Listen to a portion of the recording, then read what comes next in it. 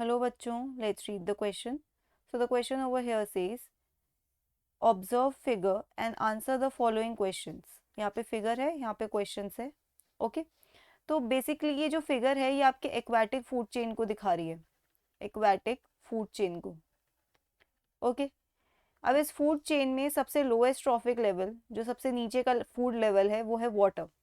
ठीक है, वाटर में मान लो एक टॉक्सिक सब्सटेंस है डीडीटी. इसका कंसेंट्रेशन क्या है? 0.003 ppm पार्ट्स पर मिलियन.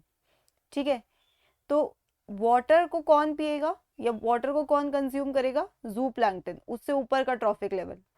अब देखो ऐसा तो नहीं है कि एक जू प्लैंकटन अपनी लाइफ में सिर्फ 1 ppm पानी पिएगा, राइट? तो वो ऑब्वियसली ज्यादा पिएगा, और वो जितना ज्यादा पिएगा उतना ज्यादा उसमें डीडीटी का कॉन्सेंट्रेशन क्या होगा? इंक्रीज होता जाएगा. तो इंक्रीज होते होते इस लेवल में डीडीटी का कंसेंट्रेशन हो जाता है 0.04 ppm.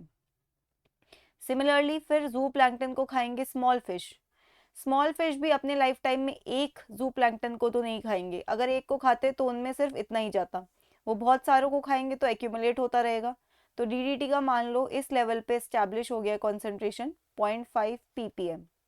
सिमिलरली लार्ज फिश, जब वो उन्हें खाएंगे तो उनमें डीडीटी का कॉन्सेंट्रेशन इंक्रीज हो जाएगा, और जब तक हम फिश ईटिंग बर्ड्स पे पहुंचेंगे डीडीटी का कॉन्सेंट्रेशन 5 ppm हो जाएगा. तो यहाँ पे देखो आपने स्टार्ट किया था 0.003 ppm से, और अब जब आप हाईएस्ट ट्रॉफिक लेवल पे पहुंचे तो 5 ppm. ओके, 1000 टाइम से भी ज्यादा इंक्रीज हो चुका है यहाँ पर. तो अगर आप इस चीज को देखोगे तो आपको समझ आ जाएगा कि यहाँ पे डीडीटी का कंसेंट्रेशन मैग्नीफाई हो रहा है. और कैसे मैग्नीफाई हो रहा है? लिविंग ऑर्गेनिजम्स के थ्रू. तो इस प्रोसेस को आप कहते हो बायो मैग्निफिकेशन. ओके, तो फर्स्ट पार्ट में यही पूछा गया है, what ecological term is used to describe DDT accumulation at different trophics levels. ठीक है, तो इसे आप कहते हो बायो मैग्निफिकेशन. लिविंग ऑर्गेनिजम्स के थ्रू किसी टॉक्सिक सब्सटेंस का क्या हो रहा है? एक्यूमुलेशन हो रहा है हर एक ट्रॉफिक लेवल पे. ठीक है, नीचे से ऊपर आए इस ट्रॉफिक लेवल पे, यहाँ पे भी एक्यूमुलेट हो गया, फिर यहाँ पे भी, फिर यहाँ पे भी, इस तरीके से एक्यूमुलेट होता जा रहा है. और उसका इफेक्ट क्या हो रहा है? मैग्नीफाई होता रह रहा है. नेक्स्ट पार्ट में पूछा है list any one effect of DDT accumulation on birds. DDT accumulation का बर्ड्स पे क्या असर होता है? यहाँ इस ट्रॉफिक लेवल पे अगर पीपीएम 5 ppm डीडीटी का कॉन्सेंट्रेशन यहाँ पे बन भी रहा है तो उससे क्या उसका नुकसान होता है. ठीक है, बेसिकली ये जो डीडीटी है, DDT interface with calcium metabolism. ठीक है, बर्ड्स के कैल्शियम मेटाबॉलिज्म के साथ क्या करते हैं? इंटरफेयर करते हैं with birds calcium metabolism. Okay, और अगर वो कैल्शियम मेटाबॉलिज्म के साथ इंटरफेयर कर रहे हैं तो they ultimately lead to thinning of egg shells. जो बर्ड्स हैं वो ले करती हैं एग्स, और उन एग्स का जो शेल है वो कैल्शियम का बना हुआ है. बट कैल्शियम मेटाबॉलिज्म के साथ तो बेसिकली डीडीटी ने इंटरफेयर कर दिया है, तो वो क्या करवाते हैं? Thinning of egg shells. और जो एग शेल्स थिन होते हैं उसमें से हैचिंग जल्दी हो जाती है, which is known as premature hatching. और देखो अगर कोई बर्ड अपने एग से प्री मेच्योरली हैच हो रही है तो मतलब वो अभी इतनी डेवलप नहीं हुई है कि उसे एग से बाहर आना चाहिए, पर वो बाहर आ चुकी है, तो वो क्या है? वल्नरेबल है अभी. ठीक है, survival chances decrease. Okay, next part में क्या लिखा है? Will DDT accumulation lead to eutrophication. क्या डीडीटी के एक्यूमुलेशन से यूट्रोफिकेशन होगा? तो डेफिनेटली होगा. कैसे? डीडीटी का एक्यूमुलेशन हो रहा है. ओके, अब ये डीडीटी क्या करेगा? मिनरल एनरिचमेंट करेगा वाटर बॉडी का. Mineral enrichment of water body. Okay, साथ साथ में ये क्या करेगा? डीडीटी की जितनी ज्यादा एक्यूमुलेशन होगी उतने ज्यादा ऑर्गेनिज्म मरेंगे भी, राइट? तो वाटर में डेड ऑर्गेनिजम्स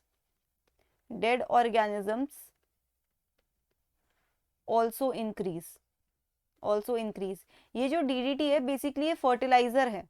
आपको पता है फर्टिलाइजर्स में बहुत अच्छे खासे अमाउंट में मिनरल होता है, तो जब DDT का रिलीज होता है वाटर बॉडी में तो वो वाटर बॉडी की मिनरल एनरिचमेंट कराता है। ठीक है, तो मिनरल एनरिचमेंट कराएगा तो उतने ज़्यादा लिविंग ऑर्गेनिज्म बनेंगे, और लिविंग ऑर्गेनिज्म जितने ज़्यादा होंगे उतने ही वो आगे चल के डेड भी तो हो जाएंगे। तो इसी प्रोसेस को तो आप यूट्रोफिकेशन कहते हो। यूट्रोफिकेशन क्या है? Natural ageing of a water body. और एजिंग कैसे होती है? इनिशियली एक वाटर बॉडी बनी है, ये अभी नई नई है, इसमें मिनरल कंटेंट कम है, धीरे धीरे इसमें मिनरल कंटेंट ज़्यादा होता रहेगा, तो इसी को तो आप कहते हो यूट्रोफिकेशन। नेक्स्ट पार्ट में क्या पूछा है? Does it affect BOD? क्या यहाँ पे जो बायोमैग्निफिकेशन हो रहा है क्या ये BOD को अफेक्ट करेगा? तो देखो डेफिनेटली करेगा। BOD क्या है? BOD है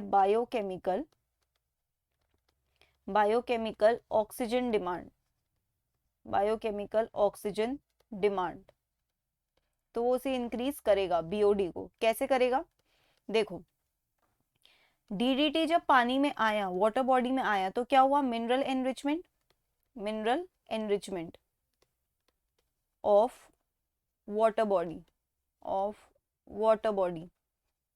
ठीक है, वाटर बॉडी का मिनरल एनरिचमेंट हुआ, जिसे शॉर्ट में हम यूट्रोफिकेशन कहते हैं। जैसे ही मिनरल बढ़ेगा लिविंग ऑर्गेनिज्म बढ़ेंगे, लिविंग ऑर्गेनिजम्स, ठीक है, इंक्रीज। जैसे ही लिविंग ऑर्गेनिज्म इंक्रीज हो जाएंगे धीरे धीरे डेड ऑर्गेनिज्म भी उतने ज्यादा होंगे। ऑब्वियस सी बात है, एक वाटर बॉडी में जितने ज्यादा लिविंग है एक टाइम पे चल के इन्हें डेड भी होना है, तो उतने ही डेड भी होंगे। तो डेड ऑर्गेनिजम्स ऑल्सो इंक्रीज।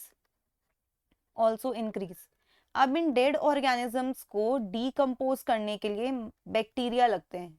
ठीक है,